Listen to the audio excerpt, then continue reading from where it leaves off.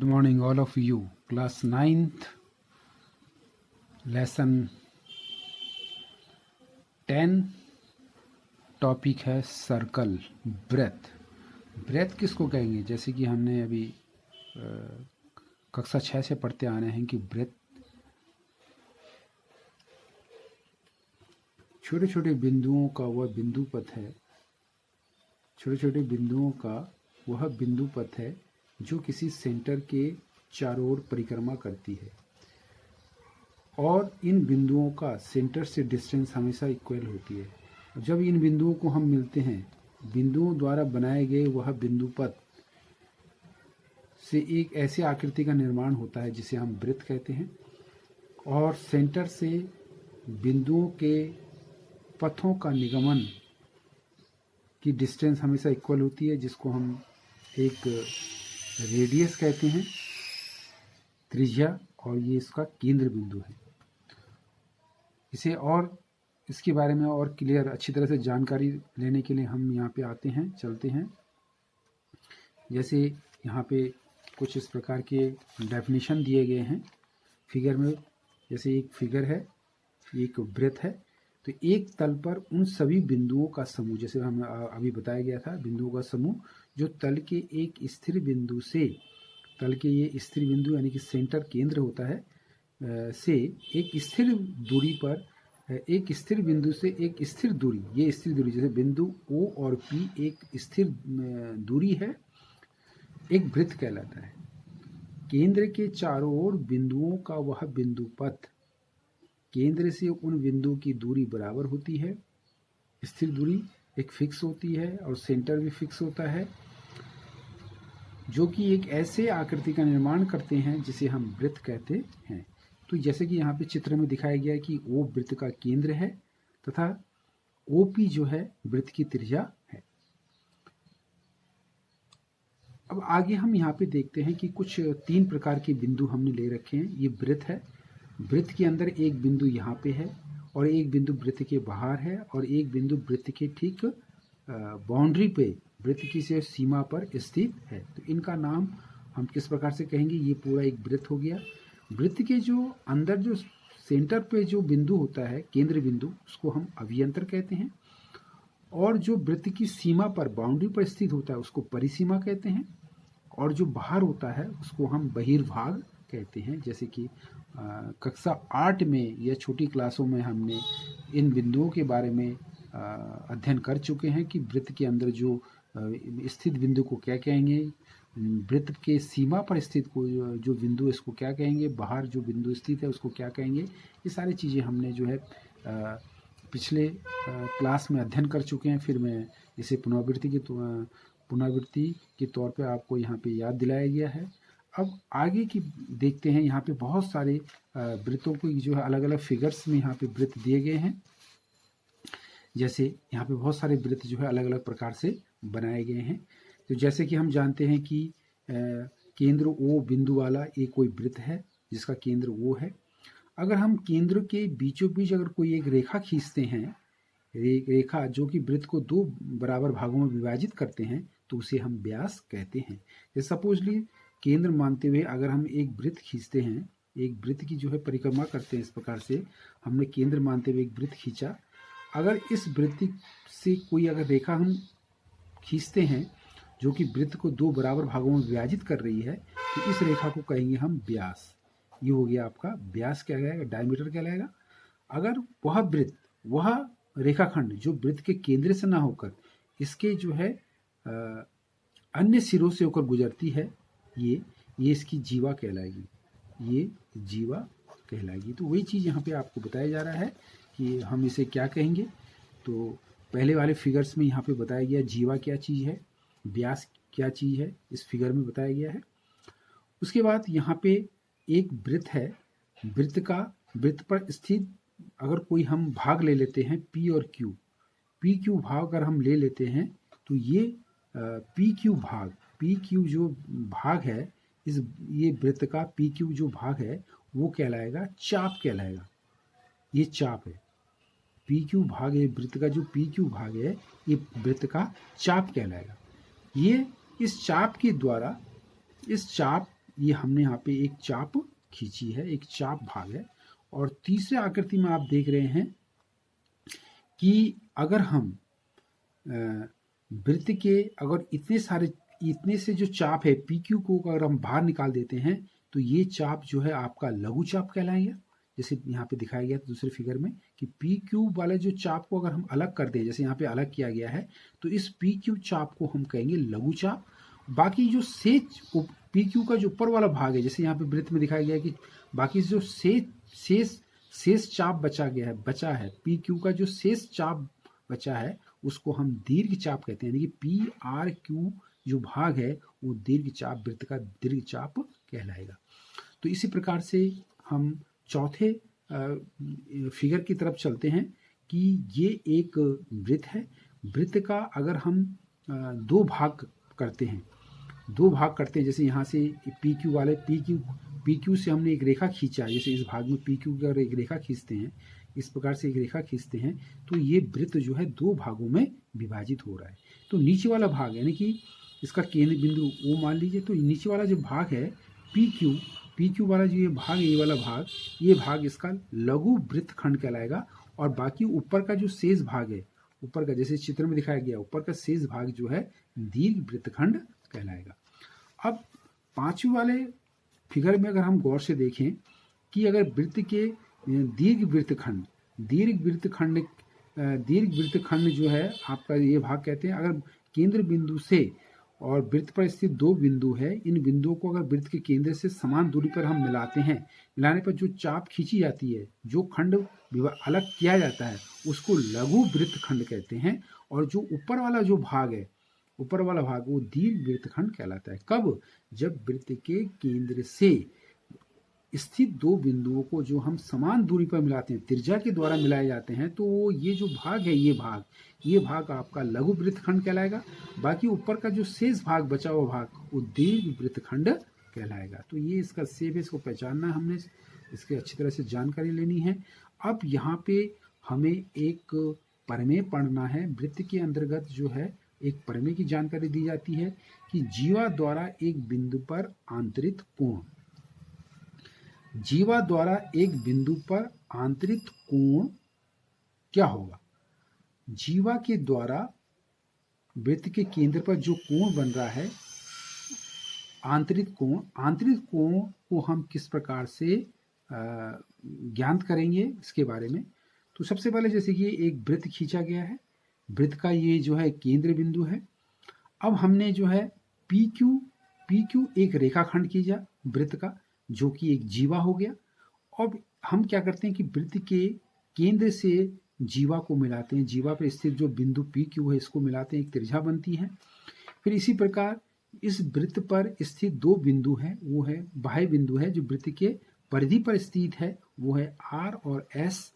इस आर और एस की सहायता से जो जीवा हमने खींची है पी क्यू, उन बिंदुओं को मिलाते हैं, आर पी और आर क्यू मिलाते हैं। इसी प्रकार वृत्त पर स्थित बिंदु एस से भी इन बिंदुओं को मिलाते हैं, पी एस और एस क्यू। तो पी एस क्यू पर स्थित जो कोण है ये आंतरिक कोण कहलाएगा, और पी आर एस पर जो कोण बन रहा है आंतरिक कोण, ये दोनों कोण आपस में बराबर होंगे। और कैसे होंगे इसके बारे में थोड़ा हम चर्चा करेंगे। जैसे यहाँ पे आर पी क्यू इस भाग को, इस त्रिभुज को हमने अलग से ले लिया, आर पी क्यू को, जो आर पी क्यू वृत्त में बना हुआ है इसको हमने अलग से यहाँ पे ले लिया है। तो इसे क्लियर करेंगे। जैसे कि कोण पी आर क्यू, ये वाला कोण पी आर क्यू, ये कोण रेखाखंड पी क्यू, रेखाखंड पी द्वारा बिंदु आर पर आंतरिक कोण कहलाएगा। जैसे पहले ही बताया गया था, यह आंतरिक कोण होगा। बिंदु पी और क्यू द्वारा वृत्त के केंद्र पर स्थित आर बिंदु है, आर बिंदु को मिलाएंगे तो त्रिभुज पर जो ये कोण बनेगा ये आंतरिक कोण कहलाएगा।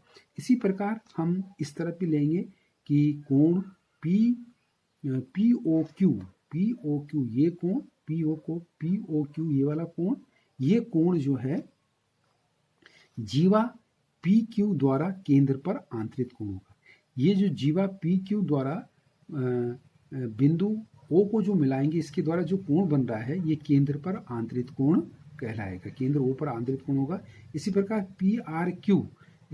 PRQ ये कोण क्रमशः PRQ तथा PSQ ये दोनों कोण क्रमशः BQ द्वारा दीर्घ चाप PQ द्वारा जो है हम एक BQ द्वारा जो है एक दीर्घ चाप खींचेंगे, PQ द्वारा दीर्घ चाप PQ तथा लघु चाप PQ द्वारा स्थित R और S पर आंतरित करेंगे। इस PQ के द्वारा R पर एक चाप खींचेंगे और S पर भी एक चाप खींचेंगे जो कि आंतरिक कोण कहलाएगा। तो इस प्रकार से कहने का मतलब होता है कि PRQ और PSQ ये दोनों कोण आंतरिक कोण कहलाएंगे, आंतरिक कोण कहलाएंगे।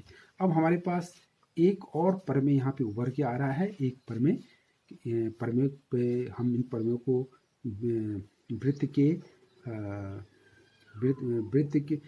वृत्त पर आंतरिक कोण जो है बराबर भी होते हैं। ये भी बताया गया है कि वृत्त की बराबर जीवाएं केंद्र पर बराबर कोण आंतरित करती है। तो सबसे पहले इसको हम समझेंगे कि ये वृत्त है, वो जो है वृत्त का केंद्र है। जैसे कि फिगर में दिखाया गया है कि दो बराबर जीवाएं हैं। ये दो बराबर जीवाएं कौन कौन सी है? AB और CD, ये दो बराबर जीवाएं हैं। तो हमको ये सिद्ध करना है कि AOB ये वाला कोण, AOB ये कोण और कोण COD ये दोनों कोण बराबर हैं। तो इसके लिए हम ये देखेंगे कि इसमें कौन कौन सी शर्तें हैं, कौन कौन से नियम हैं। तो इसके लिए देखिए OA और OC ये दोनों बराबर है। क्यों बराबर है? क्योंकि हमको पता है कि एक वृत्त की त्रिज्याएं बराबर होती है, क्योंकि OA भी एक त्रिज्या है और OC भी एक त्रिज्या है, तो OA बराबर OC। इसी प्रकार हम ये भी कह सकते हैं कि OB और OD ये भी एक ही वृत्त की क्या है? त्रिज्याएं हैं। तो जब ये भुजा OA भुजा OC के बराबर है और OD जो है OB के बराबर है, एक ही वृत्त पे है, तो उस पे आंतरिक कोण भी बराबर होंगे। तो ये आंतरिक कोण बराबर क्यों होंगे? उसके लिए नियम क्या है कि त्रिभुज AOB जैसे कि हमने इससे पहले सर्वांशम के बारे में पढ़ा, तो सर्वांशम नियम के आधार पर हम इन दोनों त्रिभुजों को सर्वांशम मान सकते हैं। तो अर्थात त्रिभुज AOB त्रिभुज और त्रिभुज COD ये दोनों त्रिभुज क्या होंगे? सर्वांशम होंगे। किस नियम पे आधारित होंगे? SS नियम से।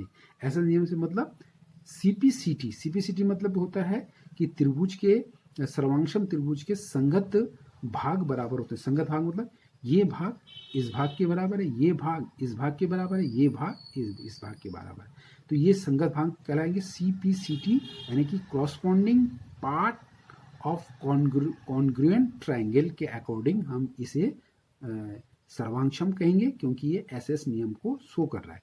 अब हम आगे ध्यान देंगे कि इसके आधार पे कोण AOB, इसके आधार पे भुजाओं के साथ साथ कोण भी बराबर है। जब इनके संगत भाग बराबर है तो कोण भी बराबर। सर्वांशम के परिभाषा के अनुसार हम क्या कहेंगे? जब संगत भाग बराबर होते हैं तो उनके संगत कोण भी बराबर होते हैं। तो AOB और कोण COD ये दोनों कोण क्या होंगे? बराबर होंगे CPCT के आधार पे। जैसे कि सर्वांशम के नियम के आधार पे हम इसे प्रूव कर सकते हैं। तो इस प्रकार से इसे अच्छी प्रकार से आपने अच्छी तरह से समझा होगा कि हम इसे किस प्रकार से हम प्रूव कर सकते हैं, किस प्रकार से हम इसका अवलोकन कर सकते हैं। तो इसी के आधार पे जो है फिर एक कंसेप्ट हमारे पास एक चीज़ ये भी आ रहा है कि जैसे यहाँ पे ये भी चीज़ आ रहा है, एक प्रमेय एक और है कि एक वृत्त की जीवाओं द्वारा केंद्र पर आंतरिक कोण बराबर हो तो वे जीवाएं बराबर होती हैं। तो जैसे कि हमने इससे पिछले प्रमेय में पढ़ा था कि जब उनके आंतरिक कोण बराबर है, आंतरिक कोण बराबर जीवाओं द्वारा आंतरिक कोण अगर बराबर है तो जीवाओं की लंबाई भी बराबर होगी। कोई इसमें दोहराई वाली बात नहीं है, क्लियर है बिल्कुल। इसमें ज़्यादा इसके बारे में डिस्कस नहीं करेंगे। हम पिछले बार भी पिछले प्रमेय में डिस्कस कर लेंगे कि जब उनके आंतरिक कोण बराबर है तो दोनों जीवाओं भी बराबर होंगे, क्योंकि जीवाओं के द्वारा ही त्रिभुजों का निर्माण किया जा रहा है। फिर इस प्रकार हमारे पास अगला प्रमेय है कि एक वृत्त के केंद्र से एक जीवा पर डाला गया लंब जीवा को समद्विभाजित करता है। जैसे यहाँ पे दिखाया गया, देखिए ये वृत्त केंद्र O है, O की सहायता से एक वृत्त खींचा जा रहा है। तो यहाँ पे ए बी हमने एक जीवा खींची, ए बी एक जीवा खींची, यहाँ पे ए बी एक जीवा है। तो यहाँ पे जो ए बी है, ए बी को ए बी पर हम क्या करते हैं, एक ए बी पर हम क्या करें, एक वृत्त के केंद्र से एक जीवा पर डाला गया लंब जीवा को समझे। हमने सबसे पहले ए बी एक जीवा खींचा, उसके बाद एक रेखा जो कि एक बड़ी जीवा खींचने, जो कि व्यास भी कहते हैं हम इसको, जब इस रेखा को हम केंद्र से खींचेंगे तो इस जीवा को बराबर भागों में बांटेगी, अर्थात ए एम बराबर एम बी बराबर भागों में इसको ठीक मध्य बिंदु से हम खींच रहे हैं, तो ए एम बराबर एम बी इसके बराबर होगा। साथ साथ ये दोनों कोण भी बराबर होंगे, 90 डिग्री के कोण बराबर होंगे, तो ए एम बराबर एम बी होगा। फिर हम यूँ कह सकते हैं कि त्रिभुज ओ एम बी, त्रिभुज जो है ओ एम बी, अगर हम ओ को बी से मिलाएं, ओ को ए से मिलाएं, तो ओ एम बी और ओ ए एम ये दोनों जो है सर्वांश होंगे, क्योंकि इनके बीच का कोण बराबर होंगे, तो इनकी भुजाएं भी बराबर होगी। इसके आधार पर हम प्रूव कर सकते हैं। अब हमारे पास अगला प्रमेय है कि एक वृत्त के केंद्र से एक जीवा को समद्विभाजित करने के लिए खींची गई रेखा जीवा पर लंब होती है। बहुत ही इंपॉर्टेंट प्रमेय है, इसको गौर से देखेंगे। सबसे पहले हमने एक वृत्त खींचा, केंद्र उसका केंद्र O है, उसके साथ से एक वृत्त खींचा, उसके बाद एक जीवा खींची गई ए बी। अब हम जीवा की जो बिंदु ए बी है उसे हम केंद्र बिंदु O से मिलाते हैं, तो ओ ए और ये ओ बी बनेगी, जो कि ओ ए और ओ बी क्या है, वृत्त का क्या है, ये त्रिज्या है। अब हम क्या करेंगे, केंद्र O से केंद्र बिंदु O से खींची गई जीवा पर एक लंबवत रेखा खींचते हैं, जो कि जीवा को दो बराबर भागों में विभाजित कर रही है। तो हम कह सकते हैं कि O M is perpendicular to line A B. तो यानी कि कह सकते हैं हम कि ओ ए और ओ बी को जो हम मिलाते हैं, तो इस प्रकार से दो त्रिभुज बनते हैं, ओ एम बी, और दोनों त्रिभुज क्या होंगे, सर्वांश होंगे। किस आधार पे, क्योंकि यहाँ पे ओ ए ओ बी बराबर है, तो ऑब्वियसली यहाँ पे ए एम और एम बी भी बराबर होंगे, और इसमें जो है ओ एम क्या हो गया, कॉमन लाइन हो गया। ओ एम जो है यहाँ पे कॉमन लाइन हो गया, ओ एम जो है कॉमन लाइन हो गया। तो इससे ये प्राप्त होता है कि ओ एम बी और ओ एम ए ये दोनों जो है 90 अंश का कोण बनेगा। तो इसके आधार पर हम सिद्ध कर सकते हैं कि एक वृत्त के केंद्र से एक जीवा को समद्विभाजित करने के लिए खींची गई रेखा जीवा पर लंब होती है, क्योंकि वो 90 अंश का कोण बन रहा है, तो लंबवत होगी। इसके बाद हमारे पास एक टॉपिक और है कि 3 बिंदुओं से जाने वाला वृत्त। जैसे कि हम जानते हैं कि जब हम दो बिंदुओं को हम मिलाते हैं तो एक रेखाखंड बनते हैं, और इन एक एक बिंदु पर केवल एक ही रेखा खींची जा सकती है। एक बिंदु से केवल एक ही रेखा खींची जा सकती है। हम यहाँ पे पढ़ेंगे कि एक बिंदु से अनगिनत वृत्त भी खींचे जा सकते हैं। जैसे यहाँ पे दिखाया गया, देखिए कि ये बिंदु हमने ले लिया है, कोई बिंदु यहाँ पे लिया, और इस बिंदु पे हमने अनगिनत बहुत सारी रेखा हमने खींच दिया। जैसे चित्र में दिखाया गया है कि एक बिंदु से अनगिनत वृत्त खींचे जा सकते हैं।